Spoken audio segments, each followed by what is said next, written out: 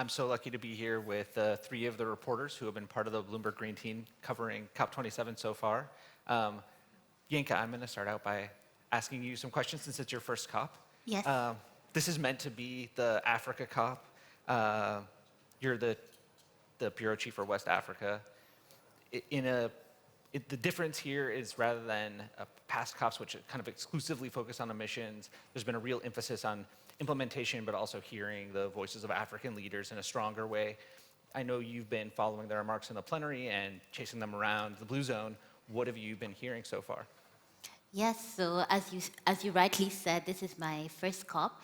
And so I'm West Africa Bureau Chief, covering a lot of the countries worst impacted by climate change. And so what's been interesting in the plenary, there was a lot of repetition about the fact that that there's no time and that the money needs to come now and that change needs to happen now in terms of financing, climate financing. But at the same time, what we've heard as a common position is that so far is that for most African leaders is that that they don't want to give up fossil fuels altogether because they still need energy, and they see fossil fuels as a way of providing electricity for their population. So that tension has come up quite a bit in the speeches and the sessions so far. Yeah, there seems to be a lot of tension between the idea of the position that a lot of the African leaders take of their moral stature of having not made a lot of historical emissions and their need right now to develop their fossil fuel resource. For some of the things that you're watching going forward, do you expect to see this theme develop? Like, I know there's going to be a lot of discussion of these issues at the G20 meeting, and I know you've been working on a story about that. Can you talk a little bit about what you're watching for there? Yes, so I mean, it's about making the African voice more prominent, and the fact that the COP is happening in Africa is actually one way that that is happening. We've seen side events, the Africa Day, the session with the president of Tanzania. And, but beyond COP, I think African nations want to keep that influence. And one way that they're doing so is that President Macky Sall, who is the president of Senegal, but also the president of the African Union, has said that he expects the AU to get a seat at the G20 at the meetings later this month in Bali. And that's one way, and that they would be using that seat to actually keep pushing for the pledges that have been made to be fulfilled, and also just keep putting pressure so that there's an African perspective at a continental level at that table, keeping in mind that the G20 countries are responsible for 80% of emissions, and Africa is responsible for about 4% and is the worst impacted. That's very interesting. Well, so I'm going to turn to you now, Laura, but before I do, I want to say I believe there's a QR code on everyone's ID cards, and if you have questions for the reporters who are up here, please put them in, and in a few minutes I'll be able to turn to questions from the audience. But so if this being an Africa COP is kind of one of the themes, another theme that we've been talking a lot about is how it's a wartime COP happening against the backdrop of the Russian invasion of Ukraine. I know you spent a good part of today in the Blue Zone with Ukrainian civil society groups. I know Zelensky spoke last night. I'm wondering, what kind of concerns they're expressing in COP, which kind of seems so far removed from the experience of war, but is connected to a lot of the things happening in Ukraine also. Yeah, absolutely. So all these things are connected, and we're seeing them in many ways being exposed for the first time at this COP. And so the session I was in this morning was with Ukrainian researchers and civil society groups. And what they were calling for was for better counting of greenhouse gas emissions from war and from also the military and defense systems during peacetime. And this is interesting because it's never been properly counted before. By nature, defense operations and armies are quite secretive. But researchers are increasingly calling for better research around these emissions. So very rough calculations estimate that they could be emissions from armies and defense systems around the world could be 5% of global emissions. So that would be more than shipping and aviation combined. And these are very early, very rough estimates. So interesting. Now, Akshat, before I ask you about some of the work you've been doing, I know we've written a lot about the impact of the war in Ukraine in terms of speeding the development of renewable resources. There's also the perspective that Laura's bringing in of the immense amount of emissions created by war. And Yinka kind of spoke of the need to develop additional fossil fuel resources because of the crunch. So in your view, how does it balance out? Has this been an accelerant for the energy transition, or has it set us back a ways now that we're taking stock at COP?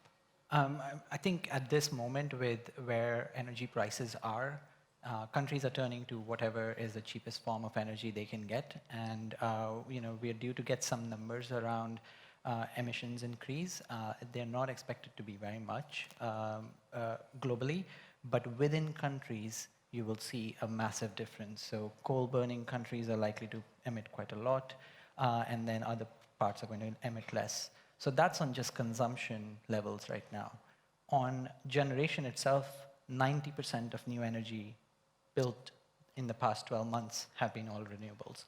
So that trend is very clear that cheapest form of energy will be built for, and that's currently clean energy. But because the stock of consumption is fossil fuel heavy, the amount of emissions are going to increase, especially if you get more coal in the mix instead of gas, which is what's happening today. And now, among the themes that is suggested by this COP is the idea of loss and damage being on the agenda for the first time. I know you've been having conversations with some world leaders on the sidelines that speak to that theme. So I guess if you could talk about how the conversation has shifted here now that it's officially on the agenda, and some of the proposals that you've heard from world leaders who are looking at this as something that might change the equation for their countries. Yeah, the clearest framework I got was from a professor at the Independent University in Bangladesh, Salimul Haq, and he said, actually, if you think about climate action, you should think of it all under the banner of loss and damage, because the first step is to avert loss and damage by reducing emissions, because then you won't have warming and then you won't have the impacts. The second is to adapt to warming. So if you have ability to live in a hot place but use technology to be cooler, then you can adapt faster and you won't have that many loss and damage. And if none of the first two are done, which are the cheapest way of dealing with the crisis, you have to pay for it. We also spoke to the Prime Minister of the Bahamas, and we found that Bahamas are barely 80% of Bahamas are barely 3 meters above sea level. And so they are sinking, and they're sinking fast, and they need money to be able to deal with adaptation, but also loss and damage, where hurricanes are coming through and affecting large portions of their economy, which is very dependent on tourism. And so they're looking to find ways to create protection of oceans as a payment mechanism for rich countries to provide for the income that is needed for loss and damage. So wealthy emitting countries can invest in the ocean around the Bahamas. That's a bit different, I think, than some other mechanisms that have been described. And Yinka, I know some of the countries that you cover have been looking at debt for nature swaps. How does that, can you kind of speak to that as a similarity or a contrast to the Bahamas proposal to monetize their oceans? Yes, so basically, adaptation requires funding, and we're in a context where a lot of countries are facing debt distress on the continent. So what is being discussed is basically mechanisms within which they can swap their debt and basically get a write-off from their debt, but use money to develop projects back home instead of having to pay back. So that's something that's in the works, and some negotiations are underway.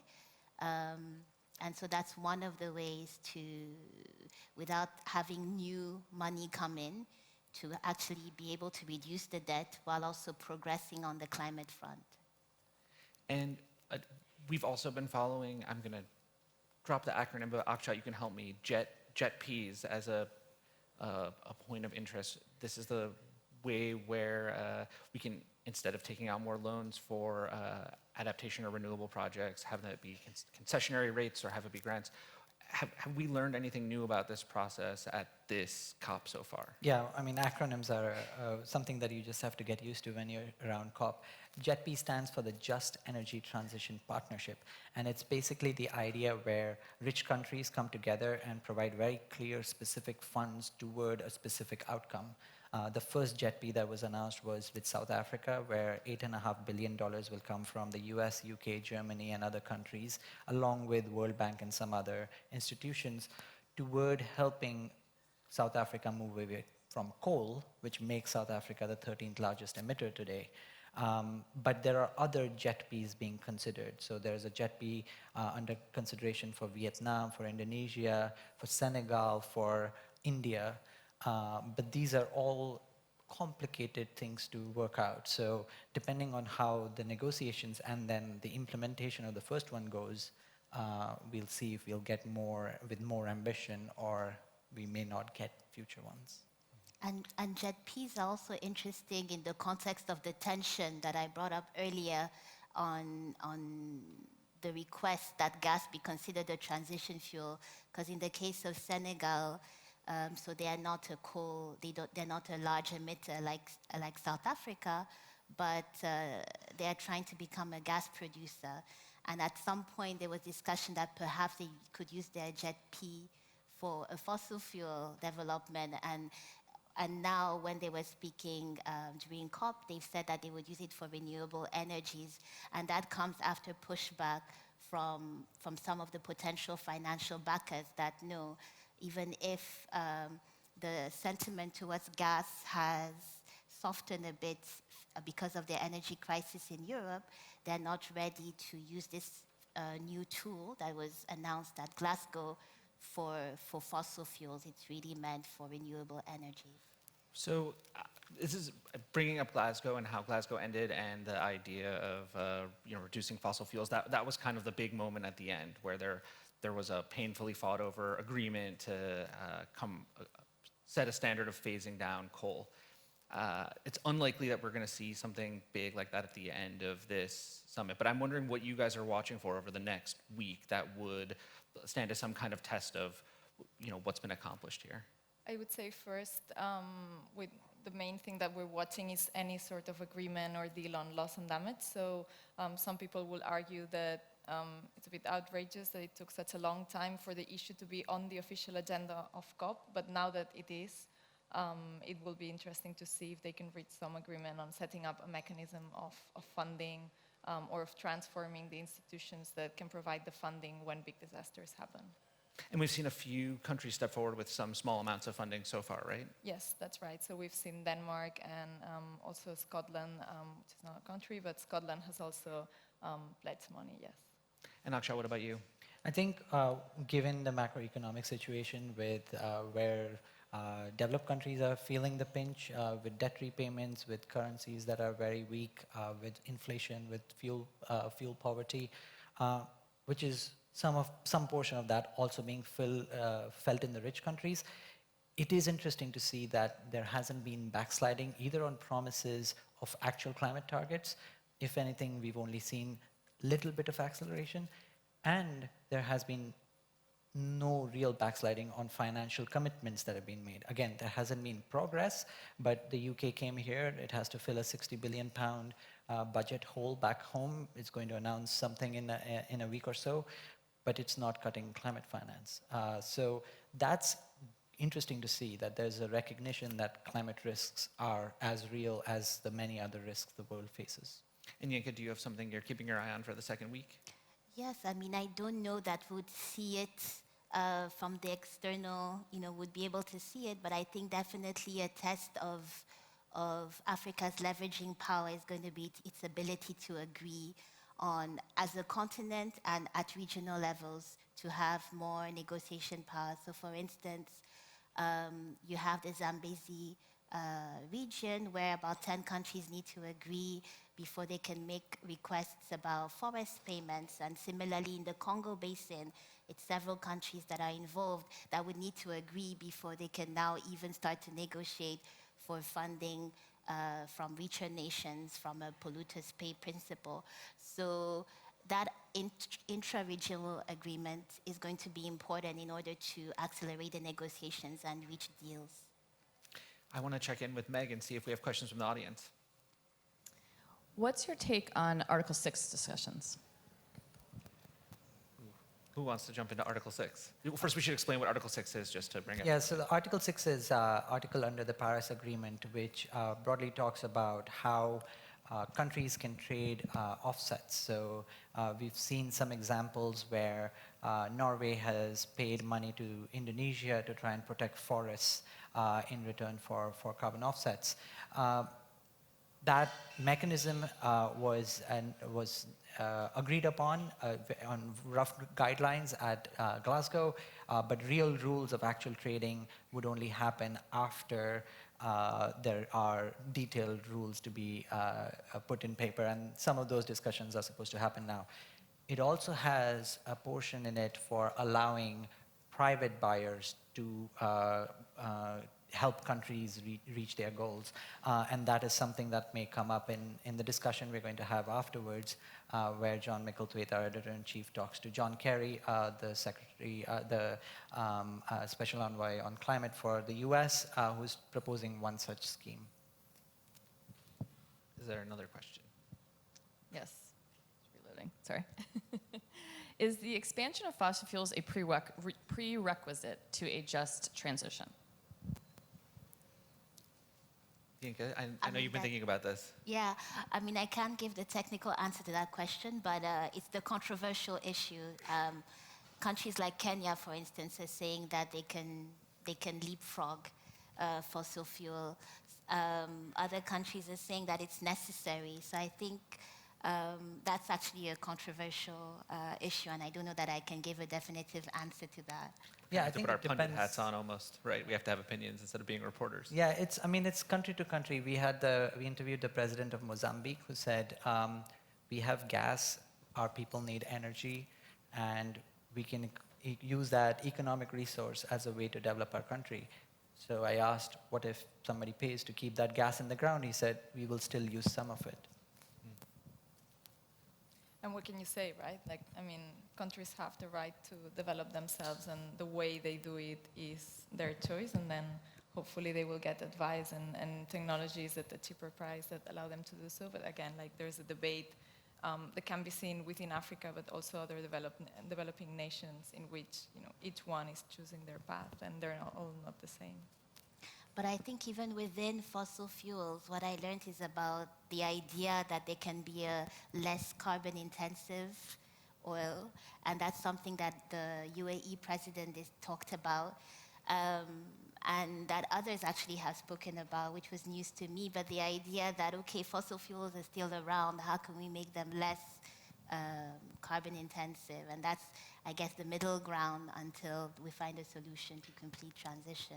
Well, helpfully at this COP, we now have, because of the UN high-level expert report that came out yesterday, for the first time the UN saying that carbon intensity is not a way to evade the trouble of greenwashing, Yeah. which I don't think it's going to eliminate carbon intensity as a discussion, especially as the next COP heads to an oil-producing state, but at least there's a new standard. Another one?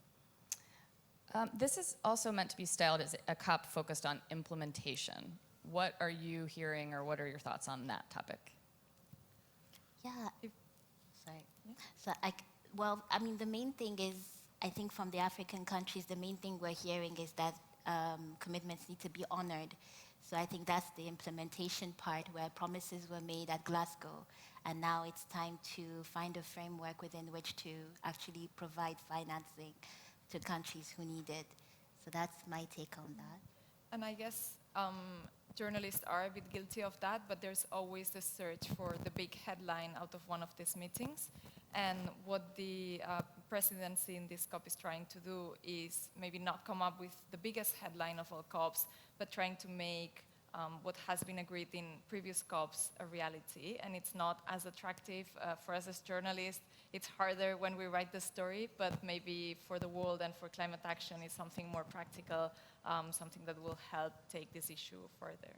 And COPs have become not just about governments agreeing on things to do and then having to do them, but increasingly, because of the involvement of the private sector that is making commitment alongside it, implementation of those promises is also being asked. Lots of questions are being asked about that. So a good example would be GFANZ, the Glasgow Financial Alliance on Net Zero, where private financial institutions came together and said, we will align our $150 trillion of assets with the transition, well, we are yet to see that progress and how it's really going to work because the rules are complicated. Different financial institutions in different countries have different political challenges they have to overcome. So it's good to have this annual conference to take a stocktake, not just of what governments are doing, but increasingly what the private sector is doing, because that's the majority of the spending in the world at the end. I think we have time for one more question. Were there any special talks on developing microgrids for African rural electrification? It's a very specific question. Have you picked up on anything from your coverage, Yinka? And if not, I have something I'd like to ask you about in case you haven't. I haven't. There's though, if I can add, I think there's an Africa thematic day, so that might be when these talks happen. But I was wondering if you could tell us about the story that you wrote about Fonio, which is not a microgrid, but it's an agricultural solution. Yes.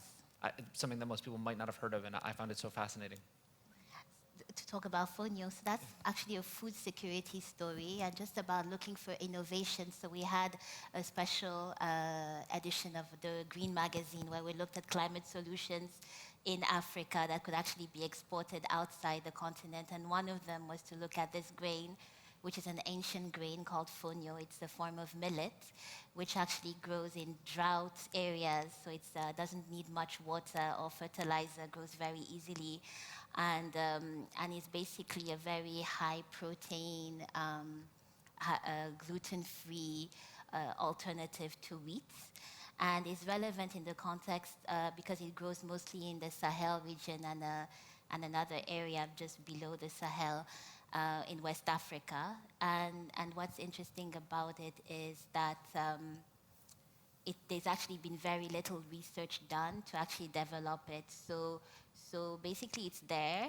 It's been there for millennia, but we've not invested in it because we've kind of prioritized wheat and rice and mostly exported grains. But now in the context of sustainability, you have this grain that's here that doesn't need much water, which is basically a grain of the future that's been overlooked. So the idea is to basically look at how we can start to invest in that and see that sometimes the answer to our problems are right under our noses. Reading your story, I just wanted to know, how does it taste? How does it taste? It tastes kind of like couscous, actually. Yeah. I also heard, well, I went to northern Ghana to actually see it because it was actually really hard to actually find it. And when I finally did, I heard that cows love it. It's actually, to cows, it's much sweeter than any other grain. So to me, it just tastes like couscous, but apparently to cows, it's like a sweeter version. Well, I think that's a perfect place to stop. Thank you guys for being here with me.